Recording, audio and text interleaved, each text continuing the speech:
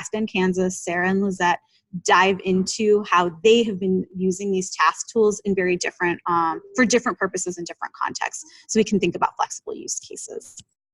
So before we dive into the criteria itself, I want to spend just a couple of minutes talking through why we developed criteria in the first place. And this was really for two main reasons. So first, I'm sure many of you have either been involved in or have yourselves done this exercise. When you think about what people, teachers, administrators, parents, the framework and the standards documents themselves, what they all value about science education, we hear these really ambitious goals for student performance. They come back to making sense of phenomena and using evidence-based thinking and reasoning processes to be able to explain novel phenomena and problems that might cross students' desks. But when it came to assessments a few years ago, and even now, classroom or otherwise, we saw a lot of that good goal setting and visioning for students going out the window. We saw a lot of focus still on rote content. The ways of thinking, the multiple ways of knowing represented by the cross-cutting concepts were often absent. The focus was still very much on content understanding as opposed to reasoning and sense-making, and that led to an emphasis of simple skills as opposed to meaningful use of practices. And a lot of this was grounded in the lack of meaningful phenomena and problem-driven scenarios being involved. And the implications of this were that all of us, I think, were worried about is that we were not signaling what we want teaching and learning to look like, and we were not providing the right kind of feedback to teachers, students, and to guide programmatic decisions. And so all around, for a long time, we heard this fear of assessments doing more damage than good to the vision of the framework. And so we really felt one of the reasons that we pursued this was we really wanted to think about how we balance those aspirational goals with practical realities to make sure assessments are helping, not hurting the teaching and learning goals that we have. And secondly, we had a very practical reason for wanting to pursue criteria. We had a meeting several years ago now to talk about with framework writers and NGSS writers and measurement experts what three-dimensional alignment, quote unquote, looked like in assessments. And we found a really wide range of even interpretations of what that means for three dimensions coming together themselves. We saw that sometimes some assessments were two-dimensional and one was kind of connected but not really required. Sometimes there were multiple aspects of a dimension being required. Sometimes there were multiple aspects of multiple dimensions being required. Sometimes they were straight up only two-dimensional tasks. And all of these had arguments from very smart people around why they were good enough. And so we wanted to get to the bottom of this. As we dug a little bit deeper, we found that a lot of this came back to values and priorities that were held by our colleagues in the field, that came back to some things that we wanted to see being true all the time, and some things that would change based on the purpose or the intention surrounding a particular assessment effort. And so some of you have likely seen this diagram before, because I find it very helpful, but we started to see that there were emerging some common constant features that people wanted to be true or were grounded in the framework, that if these were not held to in assessments, we were missing the point of the framework and the next generation science standard and similar standards. And this had to do with phenomena and sense making, being equitable and fair, and getting the right information for the right purpose at the right time to the right stakeholders. And then there were a bunch of other values that were being brought to the table around assessments that colored what a particular assessment might look like. And this looked like integration across domains, transfer, sophistication of the elements, the degree of student choice involved in assessment tasks, whether multiple aspects of a practice needed to be assessed to really claim that a practice was being assessed, those types of things. And so we wanted to balance these practical considerations around the nuance of assessment with maintaining the reach toward the vision. And that was sort of what drove the development of the evaluation criteria overall. as we were getting excited about being able to articulate these nuances that we were finding and sort of getting down the road to criteria, we know that for a lot of us, it's really practical work. Like we just want to know if kids are making progress, and we want to know what we need to be looking for to help us get there. And that's really what is grounding all of this work. So through a collaborative effort between NGSS and framework experts, measurement experts, states, and educators, we have been working to develop 3 criterion-based resources to guide different kinds of assessment efforts.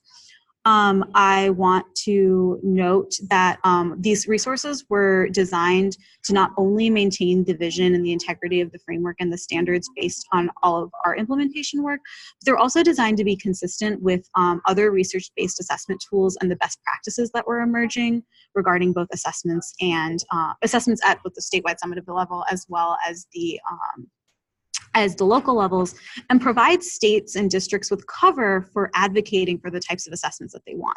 So you may be involved in other resources or maybe using other resources like the access resources or things that SNAP and Scale have released or evidence-centered design. And these tools actually intentionally take the best lessons learned from there and make sure that they are embedded in the criteria in meaningful ways. So we have 3 resources that are criterion-based supports for thinking about assessments. We have criteria for evaluating and procuring high quality and aligned statewide summative assessments in science that are based on the similar CCSSO criteria in math and ELA. And these are really focused at the test level for statewide summative assessments. And again, they are aspirational, but we made sure that they are doable as well. And we have started to see examples of states that are moving in that direction, and it's been really exciting. The 2 tools that we're going to focus on today through the rest of our conversations are at the individual task level. And so these are the task pre-screen and the task screener. Both of them have to do with individual assessment tasks. The pre-screen tells you if things are in the right ballpark, and the task screener provides a more rigorous evaluation of assessment tasks. And we're going to really focus our time today on those 2 tools. So just to orient you, in case you haven't seen these resources, they are available at nextgenscience.org under, I think it's /assessment-resources, but we can stick that link in the chat box. The task pre-screen is a quick 8-question yes or no pre-screen of individual assessment tasks. It's intentionally designed to focus on those features that you can look for pretty quickly. And it's also intentionally designed to limit the amount of jargon that might be used in as you're talking about assessment tasks, so that this provides both a discerning eye, like I can tell you this, that it is actually more discerning than you might think looking at the questions. You can take that as you will, but also an access point or an on-ramp for those educators, assessment vendors, developers, those doing alignment studies who may not be as deeply involved in the NGSS and framework language and conversations, so that they can engage in a meaningful way and have the similar discerning conversations that moves them forward. And so the pre-screen, again, tells you when there are red flags, and this can be used to help identify areas for focus for improvement, or to just say this task is not, we're not going to bother with it, we're going to move on to something else. Where I think the magic really happens is in the science task screener. And so the science task screener is the more rigorous version of task level evaluation. It's focused around 4 criteria for evaluation: phenomena and problem-driven scenarios, sense-making using the 3 dimensions, equity and fairness, and a connection to assessment purpose that tasks support their intended targets and uses. You'll see that each criterion comes with a series of indicators below that will tell you more specifically what it looks like for a task, for an individual assessment task, to meet that criteria. And in our work in general, so Achieve also coordinate the development and the use of equip-related work. We believe very strongly that criteria-based evidence and reasoning is a productive way to provide feedback, so that we're not talking about what we think or what we feel, but what's in the materials and tying it back to specific criteria language. So we feel really strongly about this as being a more constructive and positive way to interact with materials that are sometimes farther away from the target than we want them to be. One thing that we're super excited about with the task screener is that you have the screener, you have those indicators that connect to the criteria, but each indicator actually comes along with its own set of either questions or targets to be looking for. So it's heavily scaffolded for those who might want a little bit more guidance in thinking about what the indicators and the criteria mean. There is additional supports embedded in these evidence collection tools that are part of the task screener that really help make sure that people are coming to a common understanding of what each of the criteria mean as they're evaluating tasks, and supports a far deeper analysis as well as meaningful consensus conversations if you're doing this in a group. So if you have heard me talk before now, you may remember that we used to refer to a task evaluation tool. The task evaluation tool was a more guided, specific set of questions that was very similar to the task screener, but just went deeper. And they sort of divided up the evaluation criteria along what you're looking for tasks, what you're looking for questions, what you're looking for scenarios, and indicators for each of those things. As we revamped the screener, we realized that, one, that format was extremely unwieldy for a lot of people who aren't me and like to do that kind of stuff. And so we actually embedded a lot of the detail of the task evaluation tool directly into these supports. And we found that when we did that, it was far easier for a wider range of users to actually engage with those things. But if you want to see the original, the detailed, I'll say the quote unquote detailed version, or we put it in an Excel spreadsheet to support a slightly different process. If you'd like to see either of those things, you should feel totally free to email me and I'm happy to share those. I want to call out a couple of specific features that ground all of our resources and assessment, but especially the pre-screen and the task screener. There is an emphasis on sense making, that to move away from any kind of rote understanding or the content understanding as being the goal, and really shifting towards visibly focusing on observable features of student performance that show that they can sense make. There is a huge emphasis on equity throughout the task screener. It has its own criteria, but it's also embedded in each of the other criteria.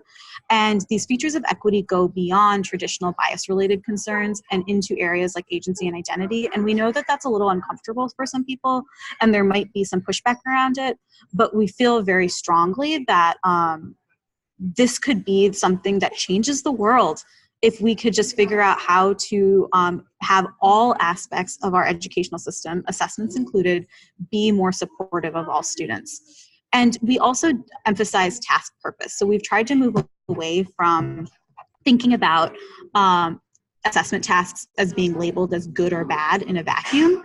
Instead, we want to connect them back to specific purposes. And so I'll encourage you to think beyond like the formative and summative assessment conversations we have, and think back to those knobs I shared earlier and how an assessment might support one of those knobs but not another, and what that changes about the inferences you can make about student performance and how we're going to act on that moving forward.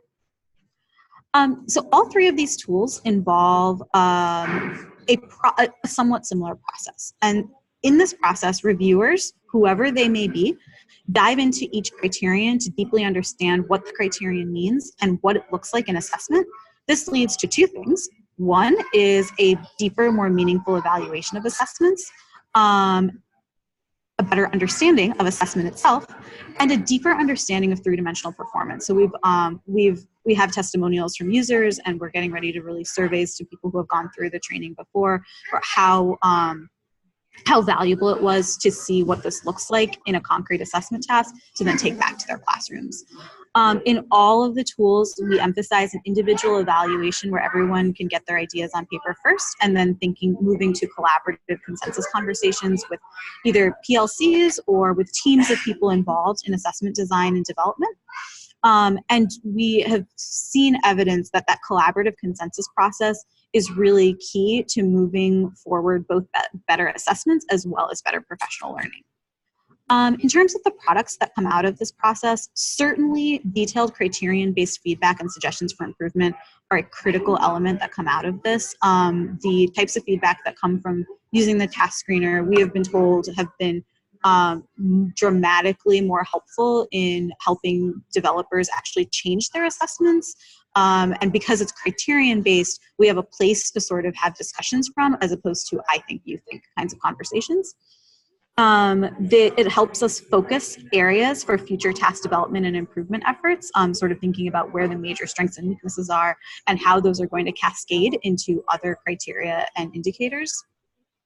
We're seeing, thankfully, better assessment tasks and tests, and we are certainly seeing in the educators, vendors, and users in general of these materials a deeper understanding of the features of what NGSS design looks like. I am not going to talk too much about the specific uses of these tools because I want to make sure Sarah and Lizette have a chance to share their experiences rather than me talking about them. But I do want to share what we have directly been involved in supporting around these tools over the past few months and some really promising next steps we've seen. So we've seen local decisions being made about common district final exams and task libraries using the task tools to improve upon things that were already there and to make sure that those ideas are moving forward in a systemic way locally. We've certainly seen a lot of uses of this for professional learning for various people who are going to be involved in assessments, both developers and users.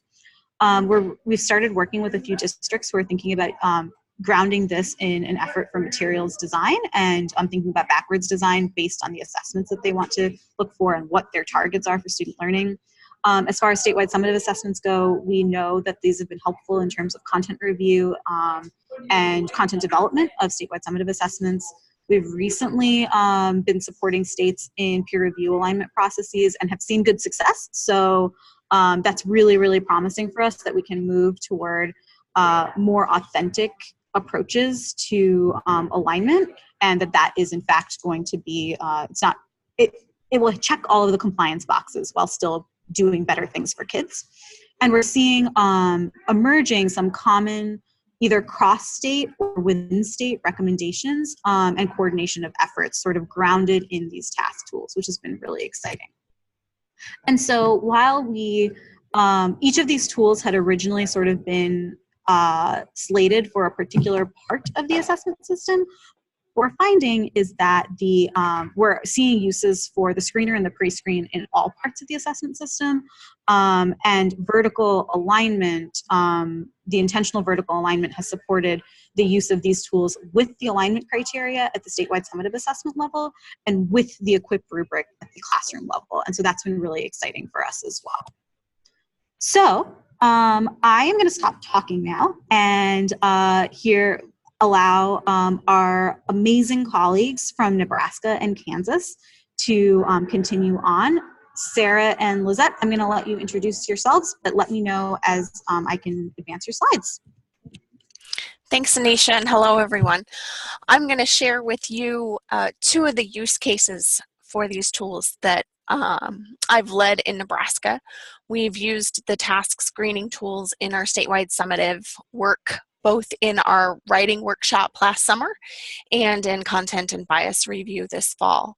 Additionally, as we start to dive deeper into implementation here in Nebraska, I have districts that are wanting to dive into classroom assessments, and I've been using the task screening tools in district level workshops. So I'll share a little bit of the highlights. If you want to advance, please, Nisha.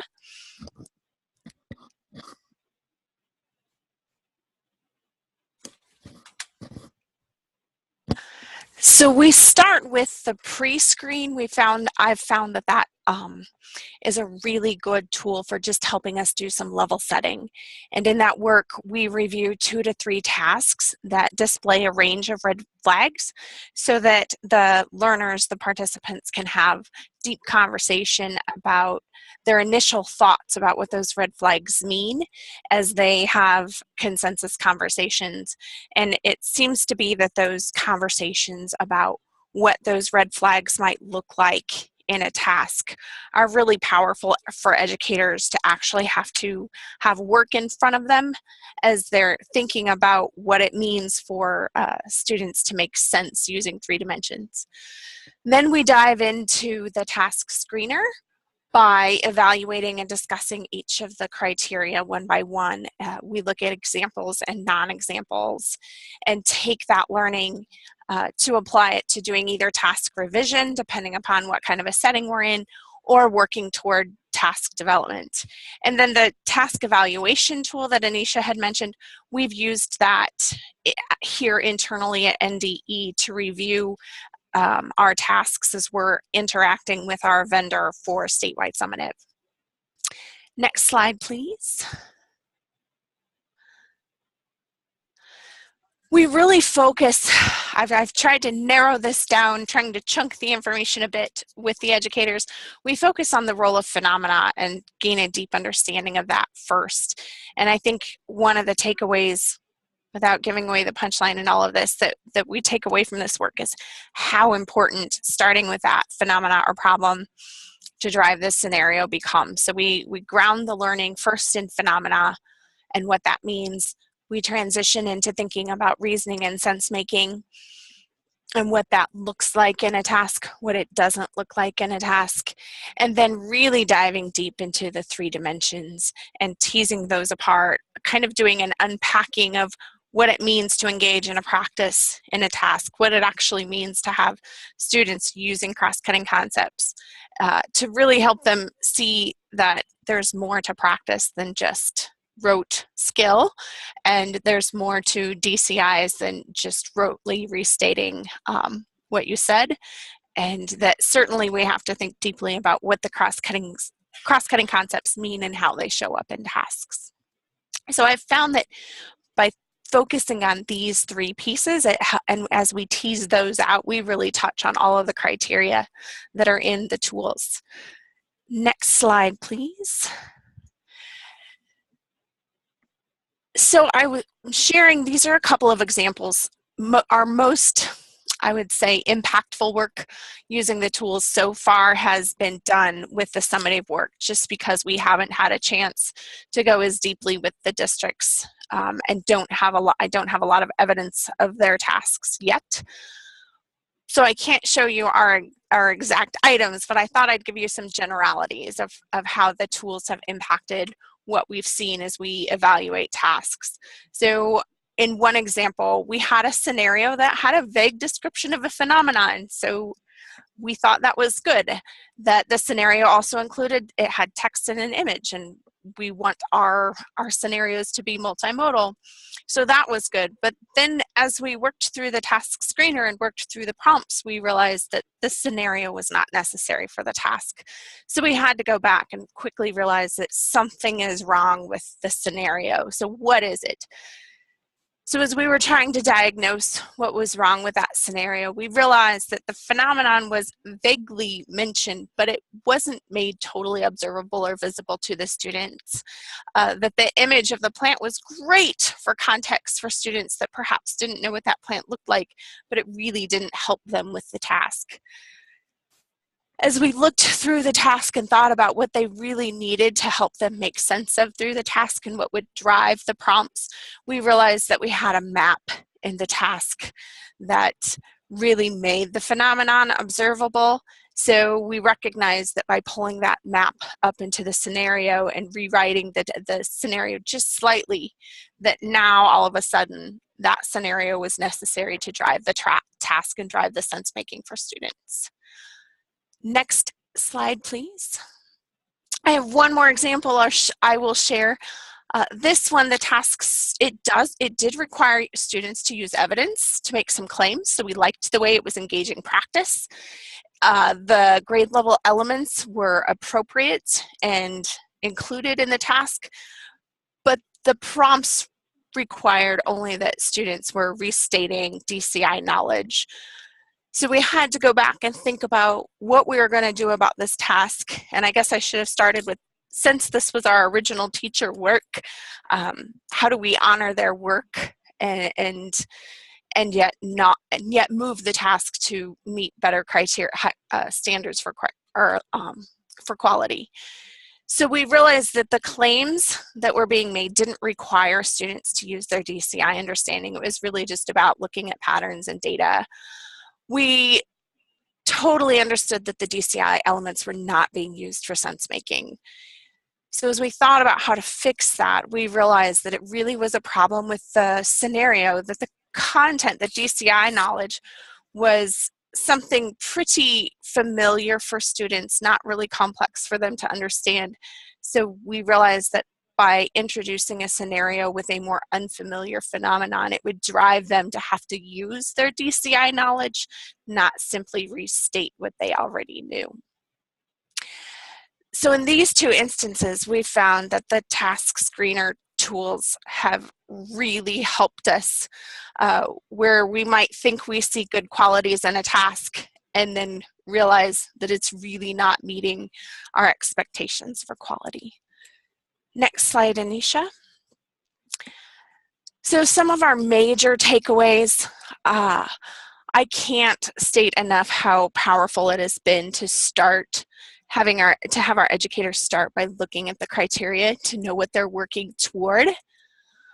I've recognized that we definitely need to spend more time thinking about equitable scenarios, and that those scenarios are so critical for the task. Without sense making, if it's not problematized, if it's not equitable, you lose the whole task. And in fact, we did lose one entire task from our summative pilot due to an equity issue.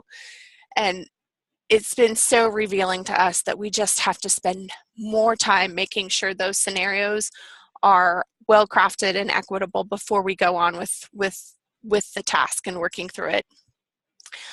What I think I enjoyed most was seeing how the educators' perceptions of the standards and instructions shifted after going through this process and being part of this work, looking at these tools to evaluate tasks. In the one of what I feel is a huge success, one of my educators that was involved in content review, when she introduced herself, stated very bluntly that she did not like the new standards, and the only reason she was participating in the work is because she wanted to see how her students were going to be assessed using these new standards that she didn't like. And by the end of the 2 days, she had done a complete 180 and was advocating for the standards.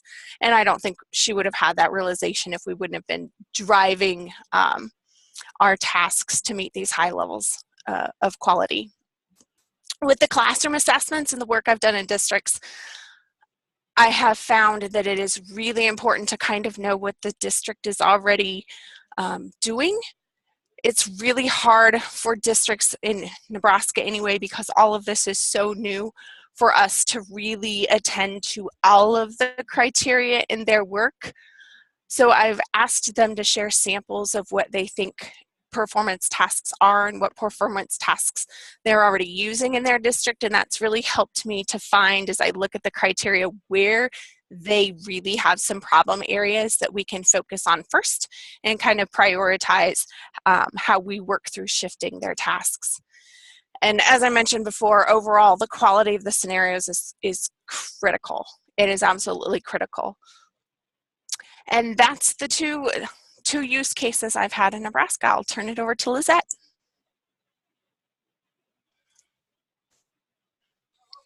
Hello, everyone, and thank you, Anisha, for inviting me out to speak today and to share some of our findings in Kansas. My name is Lizette Burks. I work with the Kansas Department of Education as our K-12 science education specialist. And in Kansas, we adopted NGSS in 2013. We did not begin assessment initiatives until 2016. And that's right when I started in this role, was in 2016. Prior to 2016, I was a district science coordinator, and I was a teacher in the classroom when our standards were adopted. So I've kind of been seeing all the different tools and resources that have come out since we started this vision in our state. So I'm excited to be in this position, but something that was unique whenever I entered into this role was that we were starting assessments. And so I didn't know the impact that assessments can have on teaching and learning until I entered into this role due to us working on assessments at that time. But one of the challenges that I had in working on assessments in our state is that we really didn't have tools to help us build consensus. I'm sure most of you are aware of the Achieve lesson screener tools and the Equip rubric. So we had those tools since 2013 to be able to have consensus around lessons and units, but we didn't necessarily have those for assessment. So when I started that work in 2016 in our state, I was running into challenges of talking about different items and assessment pieces and not really having tools to help us build those consensus sort of pieces for our state and to build coherence. So also in 2016, Kansas was one of the 13 states to enter the Access Grant. And I'm going to place in the chat those resources there for those that aren't aware of what the Access Project is. And essentially, it was a grant in partnership with the Council of State Science Supervisors and with 2 university research partners to help build coherence and equity in our state systems of education. And so I felt like that grant came right at the perfect time for me entering this role. And the lever that that grant was using was assessments, so formative assessments in the classroom. What I started to notice in that grant work that we were doing is that a lot of the conversations on the whole larger community, science education community, all those conversations we were having, I started to see development of tools to help us have better consensus conversations. If you'll advance, Anisha, to the next slide for me. And part of that work with the Access Grant led me to starting to build and develop partnerships for the assessment work we were doing in Kansas. And so one of the first things that we started to do in our state was to think about classroom formative assessments due to the Access Grant. There are lots of great tools in those Access resources, particularly Access Resource B that you'll see in that link that I put in the chat. There's a task packet that folks can complete, and essentially it's a standard that you look at, a performance expectation, and you have a set of 5 tasks that you take a look at to see which one's the most aligned to that particular performance expectation. And that started to build some consensus around what we do not want to see and more of what we're wanting to see with assessment items for classroom formative assessments. But a lot of the conversations that we were having, I didn't have a tool to capture all of the nuances of all the great things that people were saying, whether it was in that Access 13 state partnership or when I was bringing those conversations and using those tools in our state. I wasn't quite able to capture all those pieces. And I almost felt like every time that I would bring up the conversation or we were starting to look at classroom formative assessments, I was starting to make sort of a rubric, and with some of the other states that I partner with, taking a look at their rubrics and starting to build and develop something to catch all those nuances of those conversations. And so I really appreciate the tools that Anisha has shared, the pre-screen and the screener tool, because they were built and developed through a collaborative effort. So she mentioned some of those partners there. I know for myself and Sarah, we were part of that work. And so a lot of those conversations that I often heard were captured in that collaborative group.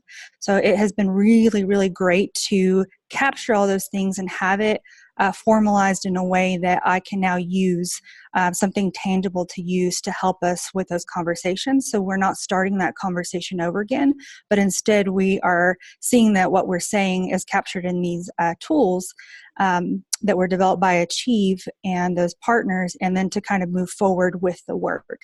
And so that's something that's been really helpful. I know that Nebraska was holding a workshop this past summer to take a look at just starting to develop ideas of what formative assessments need to look like in relation to this new vision that we have for science education. And so Sarah invited Kansas out to come and join. So I took the opportunity, and we brought some districts in our state that were working on district common assessments. And so they were wanting a little bit more of information to help inform their efforts. And so that's really how this cross-state partnership began to develop with Kansas and Nebraska, as we were looking at a lot of the work that had happened with the Access Grant. We used a lot of those tools. It was Katie Van Horn and Carrie Wingert from the Access Grant that helped and led that workshop in Nebraska. And the first day that we had folks, it was a 3-day workshop for Kansas folks. And on the first day, that pre-screener tool, as Anisha mentioned, it has language that better onboards people into talking about assessments. I don't think in all of my education career I've ever talked about assessments in the way we're talking about assessments now for science. I had always only looked at aligning things to discipline core ideas, and that was a lot easier to do. There were a lot less conversations, and it was more of so it's good or bad, and kind of moving on. With all these different conversations about phenomena, about sense making, moving away from rote knowledge, there's just so much more to capture there. So I really love that pre-screener tool. I feel like that very first day of the workshop, it helped onboard folks into thinking about things differently. We also looked at the Access tools. We looked through one of the resource B task packets that I mentioned. So those were really great to help us in that workshop. Days 2 and 3 of that workshop, we had folks dive deeper into taking a look at existing tasks, and now with that knowledge that they were gaining, starting to build consensus and around what we want to see, and starting to develop assessments and practice doing that there. I really loved on day 3 how we ended, where we would shop around the tasks that folks felt like were complete. And so a group in 8th grade physical science would give their assessment tasks to the rest of the group. We had elementary there, middle school, high school, all different content areas. And it was great to get feedback in the room using a lot of these tools and the different criteria that you see in the Achieve task screener there. So lots of great conversations, and really what those 3 days did for us, as I was talking to Sarah and how we can move this work forward, we both came to the idea of wanting to move those folks that had that training there. And we were really excited on day 3 what we were able to accomplish. We didn't have completely finished tasks because it's a whole mind shift in thinking about all the different criteria. And as I mentioned, at least for me and my education experiences so far with assessments, it was always taking a look at discipline core ideas. And so there's a lot more to capture there. And so we were excited where folks were able to land that 3rd day, that we were thinking we could definitely get some great formative assessment examples to share in our states based off of the work that our 2 states were able to have. And I wanted to mention that our Kansas standards don't look exactly like Nebraska standards. And that's really what these tools helped us do, is have consensus in the room that we can both now bring back with some continued efforts. We have a goal of finishing those assessment items that were kind of draft pieces, and they're in pretty good spot to keep shaping up and then to use in our states as examples of what formative classroom transfer tasks can look like. But those tools really helped us have consensus in the group, and it was really great to see across states how we can come together to still improve efforts in our different states. So I don't think that would have been possible had it not been these tools and the way they were developed to kind of help with consensus even when our standards don't look exactly the same. If you'll go ahead and advance this slide for me, Anisha.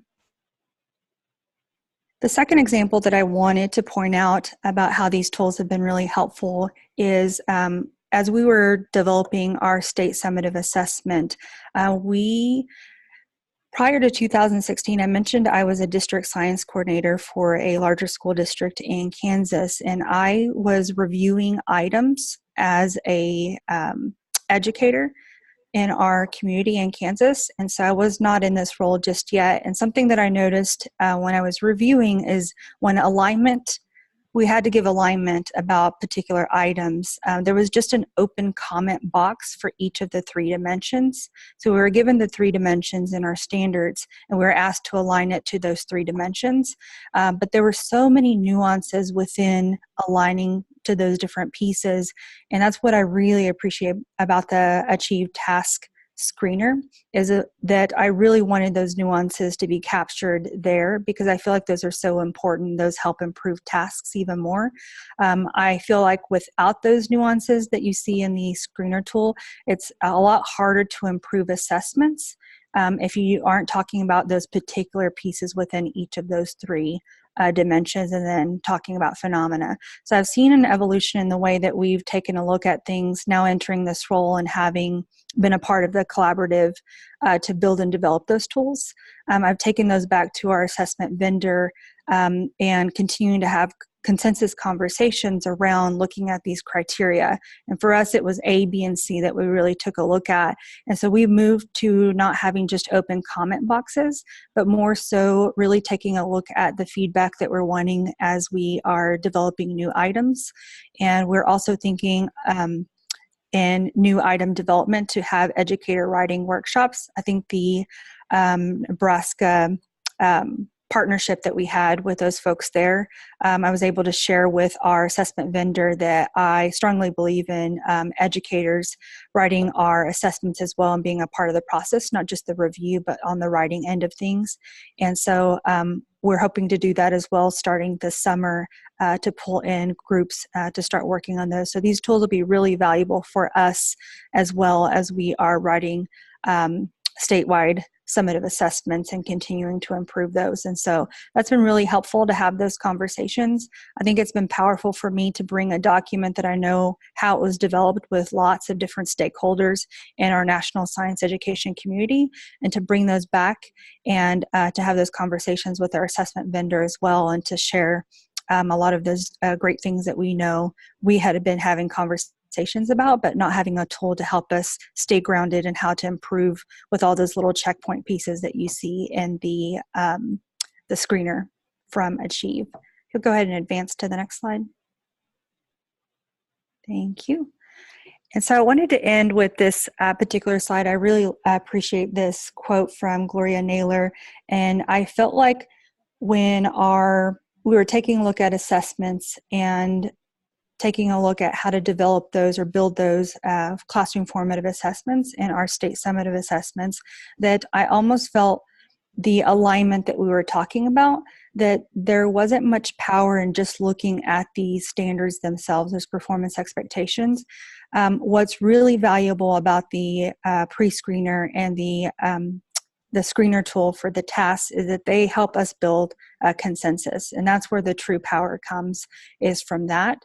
So I don't look at them more as kind of regulatory documents. I look at them as tools to help us build consensus. So I feel like that's been the true power in us collaborating for assessment partnerships in our state, is that those tools have helped us shift our thinking and how our assessments are for science, and wanting to look at more of that sense making from phenomena, and those have helped us to do that. And I don't think we would have been able to get to the point that we're at without those tools. And so I think they could easily be given in different states, and for folks to say, this is what we're doing because this authority piece, says that this is what we're going to do. But the real power comes when you use those for consensus building. And so I think it would have been easy for me to go to my assessment vendor and said, I want this. but it's nice to go through an item with them and go through all those different pieces to see why we want these things to happen. And I feel like in particular, our conversation with our assessment vendor has been improving because we're able to look at all those pieces and there's reasoning behind why we want that for our students. And so that consensus building is really powerful. So just wanted to mention that piece because I think these could easily turn into kind of criteria for requirements as opposed to using them for tools to improve change. And so just wanted to wrap up with that Access grant has been really valuable in taking a look at system-wide assessments and making sure that there's coherence. And I really appreciate that equity has stayed a focus in these consensus tools that Achieve put out. So that's all I have to share. Thank you. Thanks, Lizette. And Sarah, that was really awesome. And I found it really valuable to hear about specific use cases you've both been working with in your respective states. I think that the specificity of the examples and exactly how you've used these tools and other tools is really, really powerful. And so I want to encourage everybody to add questions to the chat box, or if you have a question that you want to unmute and ask, that's totally fine too. It's with a lot of people, sometimes that can get a little messy.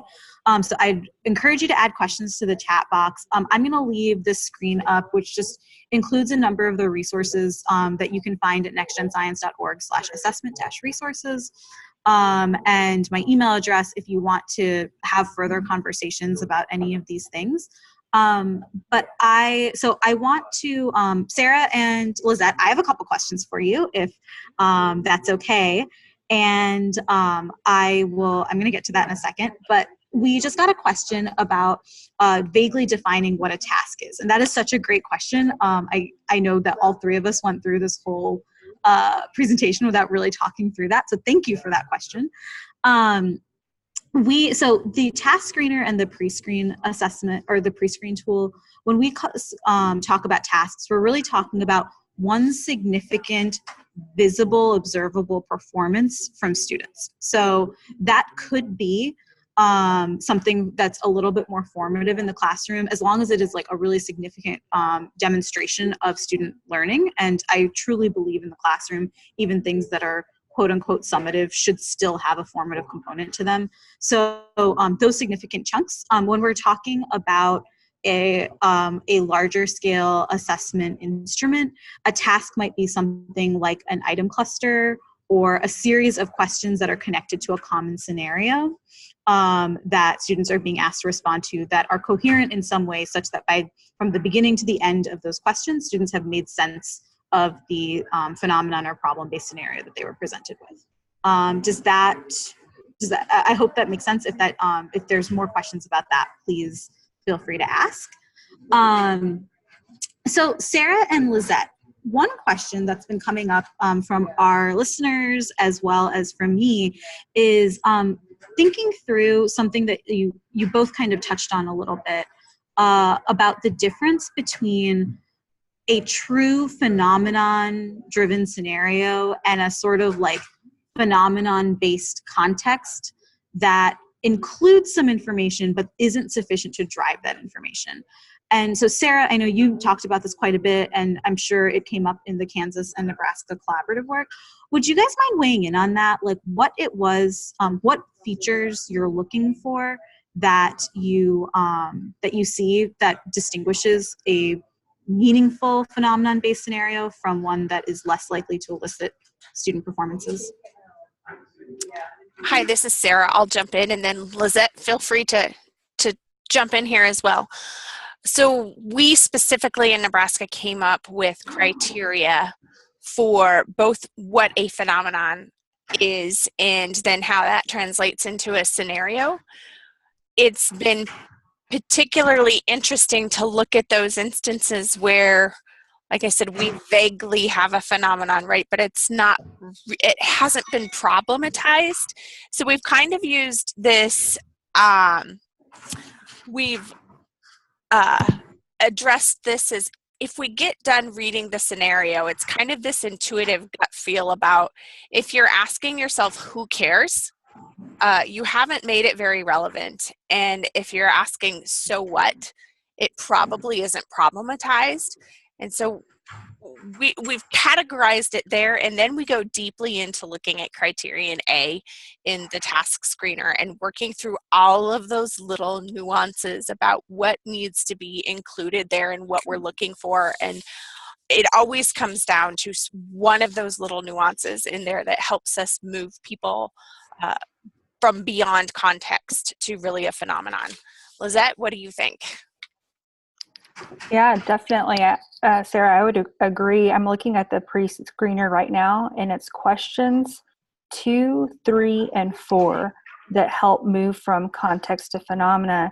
And I'll admit on my end of things, this kind of encompasses the 2 questions that I see in the chat, is I moved from thinking a standard could be assessed through one item, and now understanding that having more questions with a scenario or phenomena ahead of it helps us reach that vision of really being able to tell if students are able to sense make, if they're actually figuring out. So I feel like that was step 1 for me in my evolution throughout this process. The other part was the question from Sarah. Now that I'm putting a phenomena and understanding what the purpose of that phenomena is, when I was first thinking about these tasks and thinking about putting a phenomenon or some context ahead, I was doing them more as context, giving. I know that one of our Department of Ed folks who works with the ELA content area said, "Oh, these look a lot like ELA, where you're reading and you're answering based off of context clues." And I was starting to feel like mine were looking like that, but that's not really sense making, and that's not moving towards that problematizing that Sarah was talking about.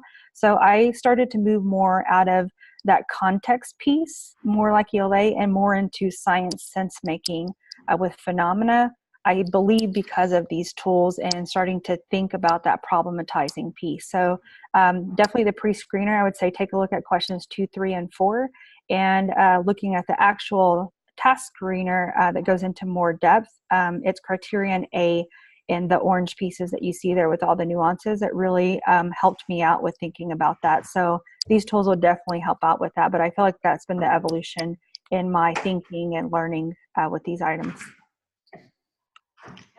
Thank you. And I'll just add to what both Sarah and Lizette said and say that in our experiences recently, the uncertainty and that is present in a phenomenon or a scenario or a phenomenon-based scenario that is made clear to students, like what is the gap that they have to fill with their understanding, that for me has been really powerful in helping developers shift from contexts to phenomena-based scenarios. So I think that we perhaps didn't realize a couple years ago how important that problematization or that making clear that uncertainty and what kids have to actually fill in and sense make about is really, really important. So just in terms of a really concrete thing to look for, if it's not clear to students what the uncertainty is in a scenario, it's unlikely that it's reached where you want it to go in terms of phenomena and problem-based scenarios.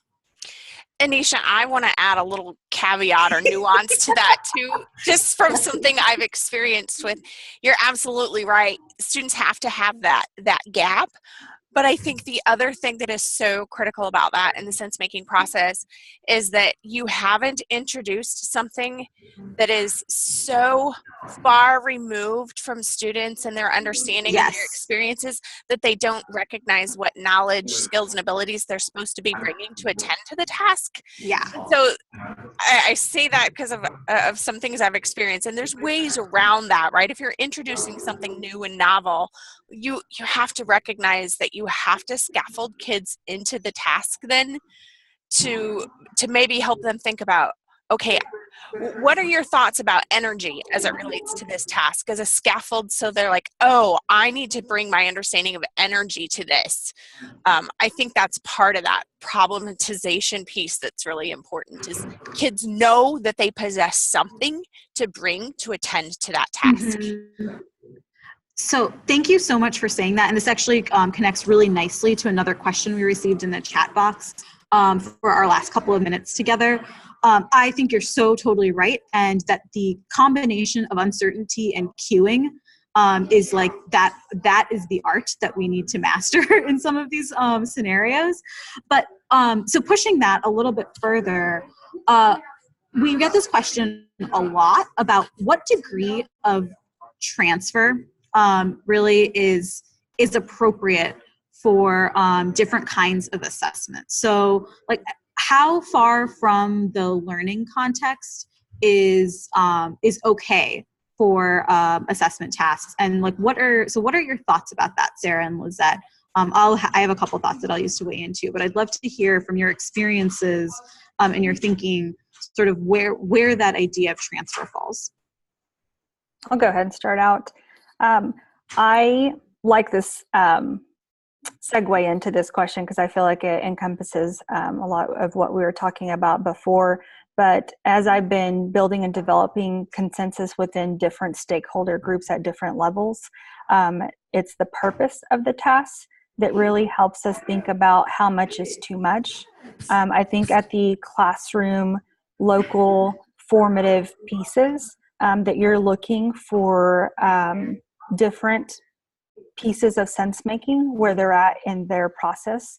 I think that the purpose is different when you have a district summative assessment, even a classroom summative assessment. And at the state level, the purpose is even a little bit more different because we're looking at kind of transfer knowledge in those pieces. And so I think it really depends on your purpose. And I think that's where those the documents are really helpful to think about what are the gaps that you're providing for students to fill in so we can see if they're sense making and what's the purpose with those. So that's the question I think I'd ask myself, and that's what I've been doing as I've been working with different stakeholder groups, and we've been using these for consensus, is what's the purpose and where's the gap that we are trying to elicit from students. Thanks so much, Lizette. So we're right at 3:00.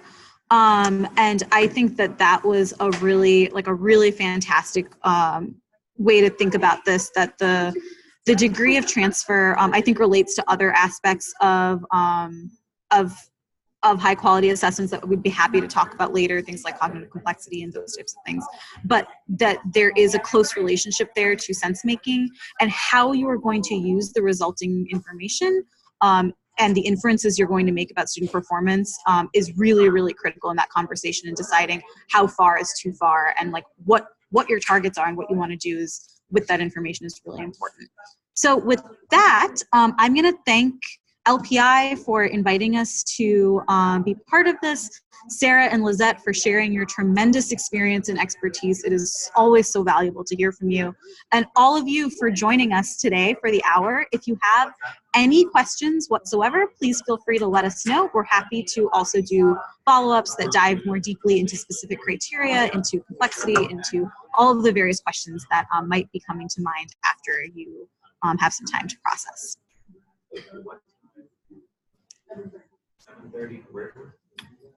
Sounds good. So thank you, Anisha. Thank you to Achieve. We hope that this has been helpful, and we will email a recording and slides of today's webinar within the next week. So we thank you again, and we hope that you have a great rest of your day.